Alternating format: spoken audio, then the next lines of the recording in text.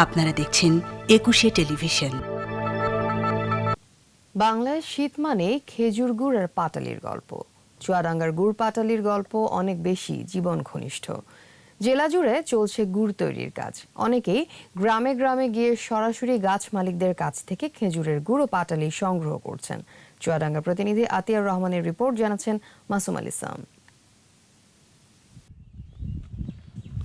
শীত মানেই পিঠা পায়েস খাওয়ার ধুম, আর এই পিঠাপুলি তৈরির অন্যতম অনুষঙ্গ খেজুরের গুড়। চুয়াডাঙ্গার প্রায় সব গ্রামেই আছে কম বেশি খেজুরের গাছ। এবছরও গাছিরা শুরু করেছেন রস সংগ্রহ ও গুড় তৈরির কাজ। চুয়াডাঙ্গার শীত বেশি পড়ায় বিভিন্ন গ্রামে এখন গুড় তৈরির ধুম।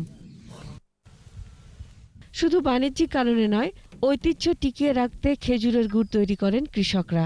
অনেকেই এখানকার গুড় সংগ্রহ করে দেশ ও দেশের বাইরে পাঠান। ব্যাপারীরাও কিনে নিয়ে যাচ্ছেন সুস্বাদু গুড়। 120টা খেজুর গাছ আছে, তাতে করে এই সময় আসলে আমার অনেক টাকা আয় হয়। পাটালি বানাই, গুড় বানাই। এই শীতের সিজনটায় দেখা যাচ্ছে যে 6 মাস এই লাখখানিক টাকা বেচা কেনা হয়। গুড়টাই বাড়তি ইনকাম হয়। সকালবেলা আমাকে খুব ঠান্ডায় পরিশ্রম করতে হয়। 150 বিক্রি করি, 30 বিক্রি করি, 40 বিক্রি করি। যে চাহিদা আছে সে চাহিদার তুলনায় আমরা সরবরাহ করতে পারি না। এমনকি গত সিজনেও আমাদের এখানে কানাডা এবং ইটালি এবং অস্ট্রেলিয়া থেকে ডাইরেক্ট ফরেনাররা সহ গুড় নিতে এসেছে। ঐতিহ্য রক্ষার পাশাপাশি অর্থনৈতিক গতিশীলতায়ও চুয়াডাঙ্গার গুড়ের সুখ্যাতি রয়েছে। চুয়াডাঙ্গার গুড় প্রসিদ্ধই বলা যায় এবং দেশের বিভিন্ন এলাকায় এটি যায়। জমির আইলে যে খেজুর গাছটি অযত্ন অবহেলায় বড় হয়, একটি সময় এটি অর্থকরী একটি ফসল হিসেবে কৃষকের কাছে বেশ জনপ্রিয় এবং সমাদৃত।